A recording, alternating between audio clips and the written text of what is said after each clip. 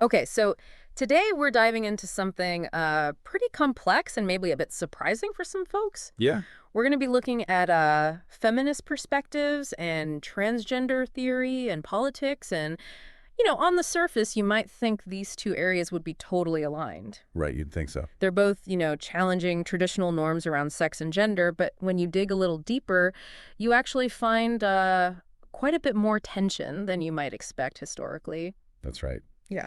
Yeah, and I think for our listeners who are interested in the philosophical side of this, Yeah.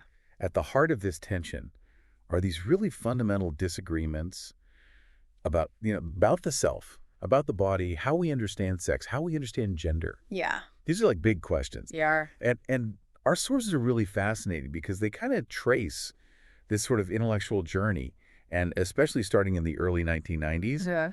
when transgender as a political movement and trans studies as an academic field were really starting to take shape. And they're developing alongside feminist theory and queer theory. So, Okay, so you have these kind of intellectual spaces where feminist thought and then this emerging field of transgender studies are developing often in conversation with each other. yeah, But what our sources show is that instead of like this immediate kind of, we're on the same side kind of thing, there are these fault lines, these philosophical fault lines that emerge. yeah, And we're talking about, do we think about the self as coming before gender identity? right. Or is it the other way around? Is biological sex something purely biological, or is it culturally constructed? Right. And then how do those answers impact how we think about both feminist and trans politics? And for a philosopher, I mean, these aren't just abstract questions, right? These have Yeah. very real implications for how we theorize oppression, how we theorize resistance. Mhm. If someone experiences oppression both as a trans person and as a woman, Right. how do we even begin to make sense of that? Yeah, yeah. How do we analyze that? Through some kind of consistent framework. And that's really what we're going to be doing in this deep dive. That's our mission today. Yeah. To really get into these philosophical tensions. Yeah. Okay, so before we can even wade into the really kind of the meat of this, Yeah, I think we need to define some terms because for sure. For yeah, sure. there are a lot of terms being thrown around, and I think it's important for us to, make sure we're all on the same page. Yeah, absolutely. So I guess let's start with transgender. Okay. This is often used as a really, really broad umbrella term, and you see it being used in all sorts of ways. Yeah. Yeah. It covers a lot of ground, right? It does. You see it being used for transsexuals, for drag performers, sometimes even butch lesbians or heterosexual cross-dressers. Right, yeah. So it's a really diverse group. Yeah, so what's interesting about that to me is that it seems like that term transgender emerges with a kind of a political motivation. Oh, absolutely. Yeah. I think particularly in the Anglo-U.S. context, right, it's really arising as a challenge to the medicalization of trans experiences, Okay. right? So you can already see a potential conflict here with some feminist perspectives that might have leaned more heavily on, kind of biological categories to understand gender. Yeah. Yeah. So this political stance against pathologization is a really key feature of early transgender activism. Okay, so right away you can see how this is a little bit different than transsexual, which historically often referred to folks who used medical technologies, hormones, or surgery to align their bodies with their gender identity. Yes. And there was this prevailing narrative of being trapped in the wrong body, Yeah. which resonated with some trans people, but certainly not all. Not at all. But our sources also point out that the term transsexual is being reappropriated and used in different ways today, Yeah. sometimes even contrasted with that broader transgender identity. Precisely. Yeah, it's very much in flux. Yeah. And then you have terms like FTM and MTF, Yeah. which initially were these very clinical abbreviations, Yeah. Yeah. right, of female to male to female. But they've increasingly been adopted in these broader, less medicalized contexts, and sometimes they function almost like just a shorthand for man or woman Right. without necessarily implying any kind of history of medical transition. Yeah. Yeah. And that linguistic shift is really interesting. It is. It really reflects this evolving understanding of gender itself. Totally. And of course, we have queer, Right. which has gone through this really interesting transformation from being a derogatory term to being reclaimed as both a political identity and a theoretical framework. Yeah, yeah. So as our source points out, it's an umbrella term for LGBT individuals Yeah. that, really pushes back against these rigid identity categories and this underlying assumption that heterosexuality is the norm. Right, which we call heteronormativity. Right, exactly. And queer theory, drawing on thinkers like Foucault, Derrida, Butler, Yes. it really provides this powerful set of tools for deconstructing heteronormative ideology. And then from that kind of political and theoretical space, you get genderqueer, which is a specific self-identification Right. for folks whose gender identity falls outside that traditional binary of male and female. Yeah, they might identify with both or neither, or somewhere in between. Exactly. Yeah. Okay, and then you have trans. This is a more recent term. Right. And it's got that asterisk, and it really signals this intent for even greater inclusivity, trying to move beyond the male-female binary altogether. Yeah. But our source also points out this potential complication that sometimes it gets used as a prefix, so trans man, trans woman, Right. which kind of unintentionally recenters that binary, like, oh, well, all these trans identities are still somehow tethered to these two categories. Exactly. And that's something I think that's really important to think about philosophically. Right. Right? How even these well-intentioned attempts at inclusivity can sometimes inadvertently reinforce the very structures they're trying to dismantle. Right? And as our source emphasizes, not all trans individuals identify with trans. So there's also that risk of imposing a new umbrella. Right. So for our purposes, we'll probably use trans often as a kind of a placeholder. Okay. To acknowledge these ongoing political and definitional debates. Yeah. And then finally, trans women and trans men. Yeah. So these are individuals who are assigned male at birth but identify as women, and those assigned female at birth who identify as men, respectively. Got it. So that's just to kind of clarify the terms. Yeah, I think that's super helpful because I know even I get tripped up sometimes on what the right language is. And I think it is important to try to be as accurate and inclusive as possible. Absolutely. So, okay, with that kind of foundational understanding of the terminology, let's maybe delve into what our source calls the transsexual phenomenon. Okay. And one of the things that our source really highlights is this long history of medicalizing trans experiences. Yeah, for sure. So, for a really long time, you had gender identity disorder as an official psychiatric diagnosis in the DSM. Yeah. And, now it's gender dysphoria. Yeah. But these experiences are still being framed within these medical categories. Absolutely. And what's striking about this from, if you think about it as a philosopher of mind, is that you have to kind of place this in its historical context because homosexuality was removed from the DSM in 1973. Right. Which was a huge depathologizing moment. Yeah. But then transsexuality was added in the 1980s. Right. So it's wild. It is, yeah. And this medicalized view, it has deeper roots, right? Going back into the history of sexology thinkers like Ulrich Hirschfeld. Right. But, it is important to note, as our source does, that not all of these early accounts were purely pathologizing. Right. There were attempts to understand these experiences in ways that weren't strictly medical. So then in the early 20th century, you start to see the emergence of these surgical interventions in Europe, often referred to as sex change operations. Yeah. And then you have someone like Christine Jorgensen in the U.S., who becomes this huge media figure in the 1950s. Right. And that really sparks this public debate about what is the nature of transsexuality.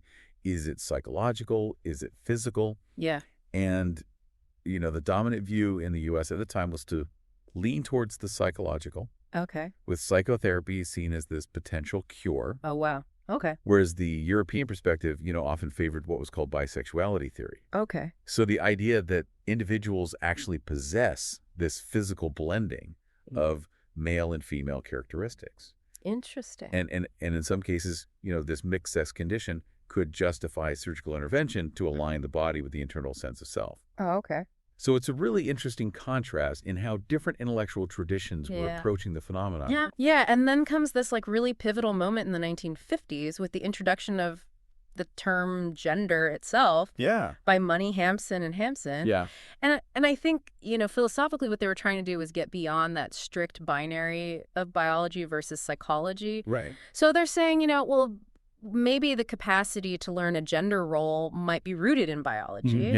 But the specific role you learn is shaped by the environment. And it becomes really deeply ingrained, early on. Absolutely. And then out of that, you get gender identity, right? Coming from Stoller and Greenson. Which further distinguishes that socially learned role from the individual's internal psychological sense of self.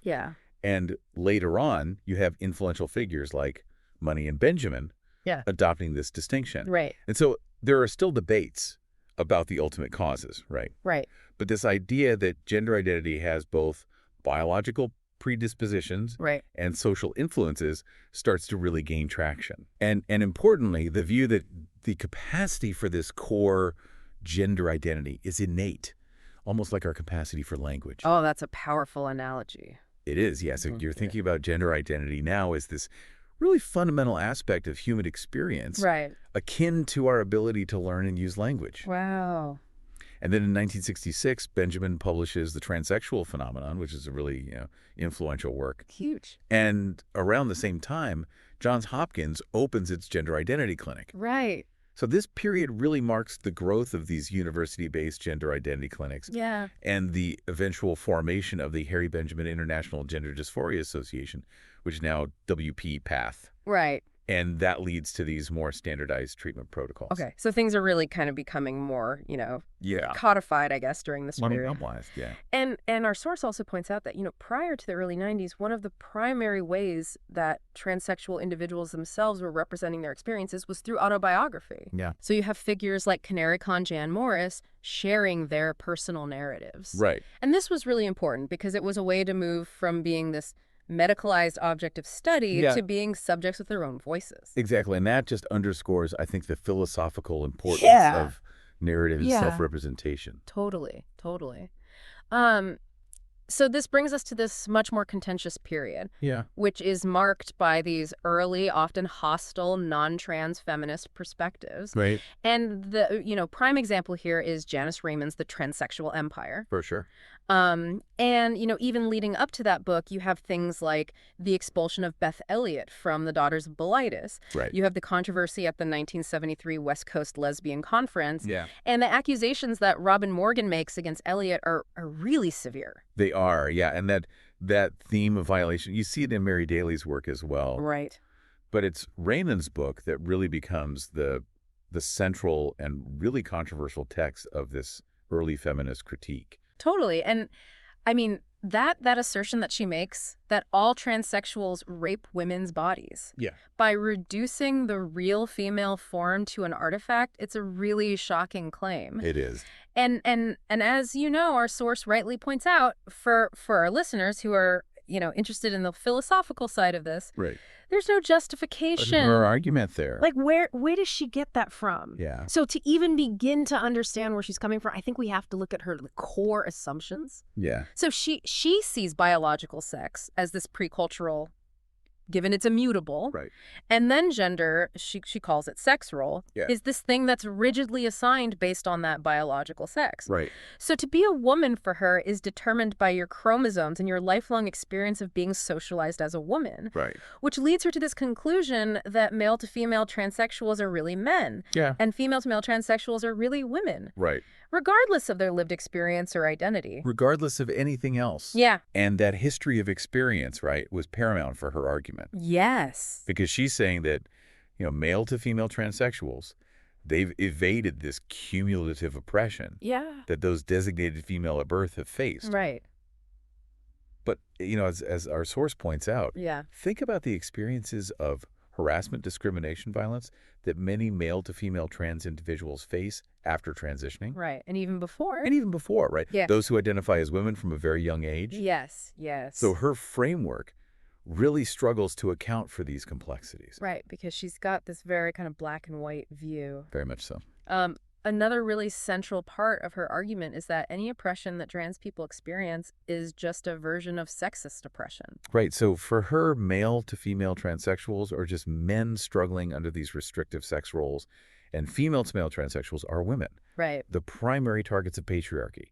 So she doesn't even entertain the possibility of a distinct form of oppression that specifically targets trans individuals. Right. It's all just under the umbrella. It's all under sexism. Of sexism. And the transracial analogy, I think, really drives this home. Right. Right. This idea that the problem is with the societal structure of sex roles. Yes. Not with the individual's transgender identity itself. Yeah.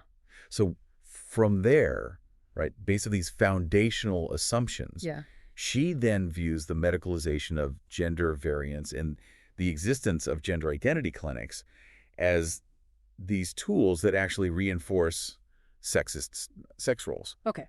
So for her, a sexist society is the first cause of transsexuality. Right. And medical interventions just force people back in this binary framework. Okay, so the problem isn't the individual, the problem is the society. Exactly. Yeah. Okay. And so this is where her concept of the transsexual empire comes in. Okay. Right? This idea of this vast patriarchal medical establishment that is actively perpetuating sex role oppression through these surgical interventions. Okay. So she envisions this empire as this sprawling network of urology, gynecology, psychiatry, law, legislation, all working in concert to... A conspiracy. Kind of. Yeah. But, as our source critically examines, her analysis really overlooks the numerous scientists and surgeons who actually advocated for transsexual surgery. Interesting. Often facing, significant marginalization and skepticism from within the medical establishment itself. So the medical field wasn't this monolithic, welcoming entity? No, not at all. In fact, there was considerable resistance to transsexuality within the medical field. Interesting. Okay. Raymond also presented this dichotomy between integration, which she viewed negatively, right, as the kind of blending. Okay. Whether it's through androgyny or through transsexual surgery, creating this kind of ambiguous in-between. Yeah. And then integrity, which she defined as this prior state of wholeness. Okay. So for her, true liberation wasn't about blurring these gender lines. Yeah. It was about transcending them entirely. Okay. So kind of getting to this self that could somehow exist outside of these cultural interpretations of sex. Okay, so that's her goal, is to transcend gender altogether. Exactly. Yeah. Interesting. And so her solution to this problem of transsexuality is to morally mandate it out of existence. Wow. Through education and consciousness-raising efforts aimed at dismantling sex roles. So she wants to get rid of transsexuality by getting rid of sex roles. Exactly. Yeah. Interesting. Okay. So it's a pretty radical proposition that's rooted in this very particular philosophical understanding of sex, gender, and self. Okay. But I think the most ethically troubling aspect of Raymond's work is that, as our source points out, this systematic erasure of trans subjectivities. Right. She constructs these very monolithic, stereotypical representations. Yeah. And it creates this kind of no-win situation for male-to-female transsexuals. Right. Damned if you conform to traditional femininity, damned if you don't. Yeah, and female-to-male transsexuals are almost completely invisible in her analysis. Yeah, there's just kind of these tokens in her argument. Right.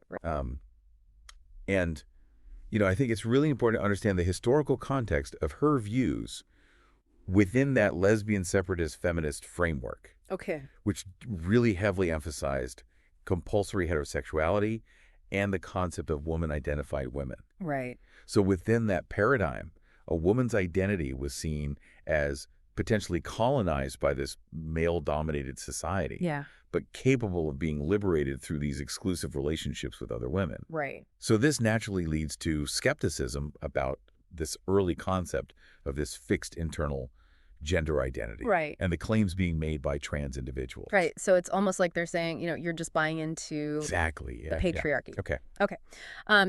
So we've got this, we have this clash of these two very different worldviews. Absolutely. A clash of philosophical frameworks about the self, about identity, about the possibility of transformation. Right. And, ultimately about liberation from these oppressive social structures. Right. So now we're going to kind of shift gears a little bit. And our source looks at The Empire Strikes Back. Okay. Which is really about these responses to Raymond's work and the emergence of transgender studies as this distinct academic field. Okay. And the controversies surrounding Sandy Stone is a really important part of this story. Right. So Sandy Stone was a transsexual woman who worked at Olivia Records. Yeah. And she became a target of Raymond's critique. Yeah, she did.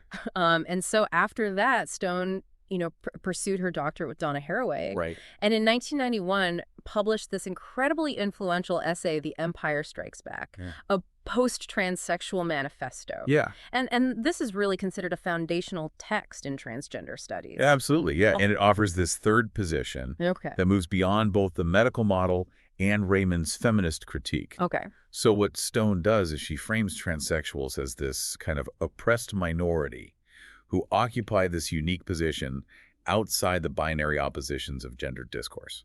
Okay, so it's not man, not woman, but outside of that. Exactly. Yeah. And she also, importantly, conceptualizes transsexuality, not as this inherent identity that exists prior to any kind of social or medical understanding, right, but is a genre of discourse.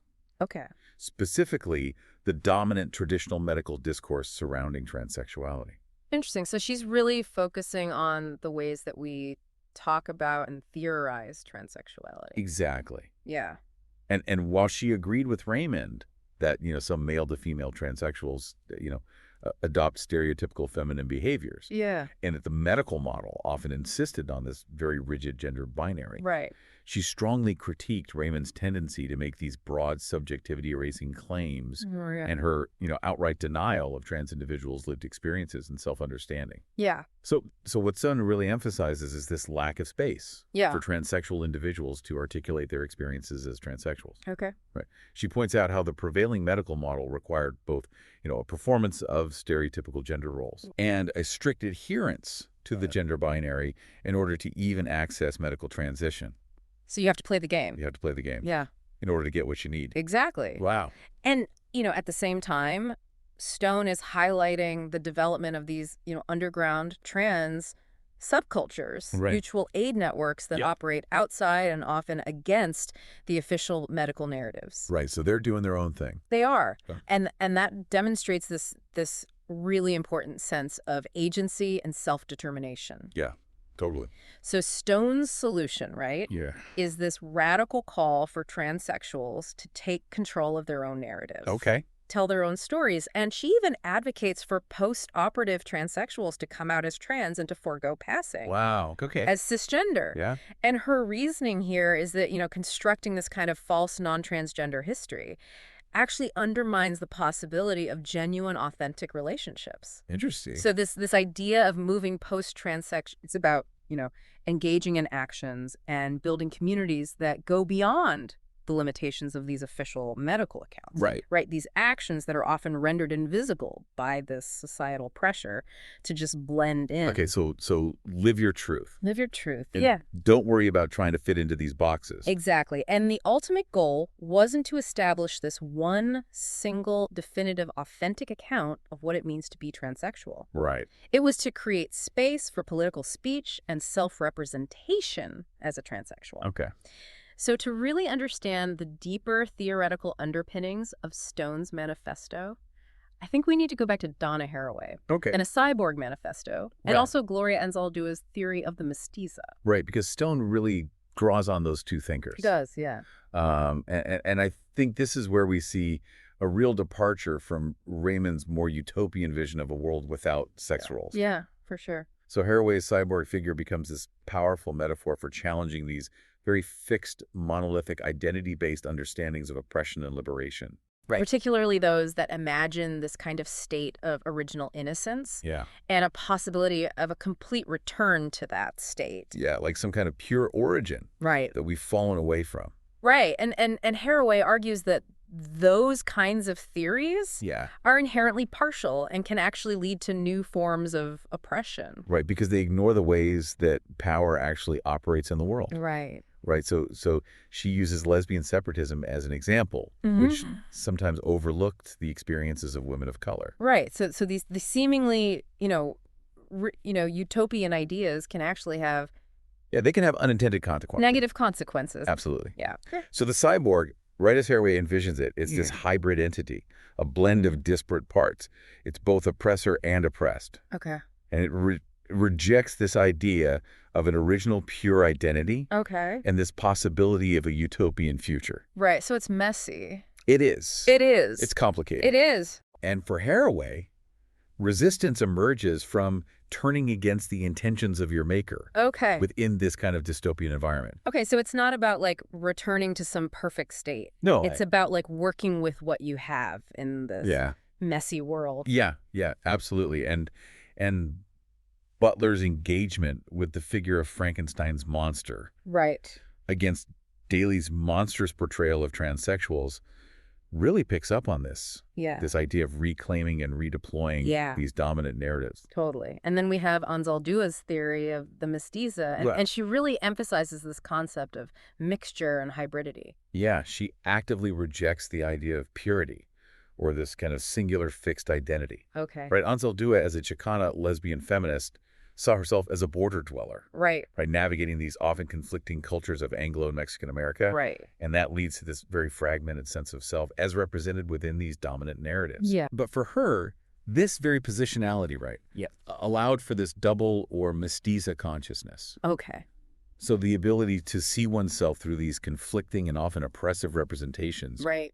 And to resist by holding them in tension. Okay. And I think her concept of linguistic terrorism, which is this creative and often defiant blending of languages and cultural expressions, really illustrates this resistance against monolithic character. Yeah. And then her understanding of being both male and female within oneself as this compelling site of resistance against what she calls the despot duality of gender. Yeah. Really resonates, I think, with Stone's arguments for moving beyond this rigid binary. And you can see this idea of double consciousness reflected in Stone's suggestion of, strategically adopting medical discourse within a trans subculture. Right. But at the same time, pushing beyond the limitations of that discourse. Yeah. So it's this real contrast, right, to Raymond's vision of the self as either colonized or decolonized. Right. The mestiza consciousness really embraces that in-betweenness, that hybridity, as this source of strength and resistance. Yeah, and Lugonis's critique of theories that postulate a self somehow free from culture really underscores, I think, for our philosophical listeners, that this kind of double consciousness is necessary for any meaningful resistance against oppression. Absolutely, yeah. Okay, so all of this rich theoretical groundwork is then going to pave the way for what our source calls the transgender paradigm. Right, and this really takes off in the early 1990s. Yeah. So Stone's groundbreaking article provides this academic voice for trans people who had long been the objects of scholarly inquiry rather than active participants in shaping the discourse. Right. And then the widely read works of Leslie Feinberg and Kate Bornstein really helped to articulate this burgeoning transgender politics. Right, for a wider audience. Yeah. And our source identifies 3 key features of this emerging paradigm, which I think all echo Stone's earlier insights. Yeah. So first, a clear recognition of gender-based oppression that's specifically targeting trans individuals. And this is distinct from sexism as it's traditionally understood. Right, so not just a subset of sexism. Right. This is its own unique form of oppression. Right. The positioning of trans people as inherently challenging the man-woman binary. Yeah. And then a strong endorsement of a politics of visibility and self-representation. Absolutely. Yeah. But it's important to remember, as our source points out, that this wasn't some monolithic movement. Oh, no, never. With a single set of beliefs. Right. So, Leslie Feinberg's work often emphasizes this historical continuity of transgender people as this consistently oppressed group across different cultures and time periods. Right. Whereas Kate Bornstein's work tends to focus more on the socially constructed nature of gender itself. Yeah. Viewing it almost as a form of performative expression or fashion. Like fashion. Yeah, and advocating for this more consensual and fluid understanding of gender. Right. And she draws on, folks like Garfinkel, Kessler, McKenna with their idea of the natural attitude about sex. Exactly. And what's interesting is that the very definition of gender starts to broaden during this period to even encompass biological sex, to really highlight the role of cultural interpretation in how we understand bodies. Okay. And then there's this really strong insistence on distinguishing between gender identity or presentation and sexual orientation, which leads to this concerted effort to gain representation and inclusion within these existing LGBT political movements. Yeah, absolutely. And this eventually contributes to a more inclusive LGBT politics that recognizes the historical contributions and struggles of gender variant individuals and acknowledges the reality of discrimination based on gender presentation. Absolutely. But this period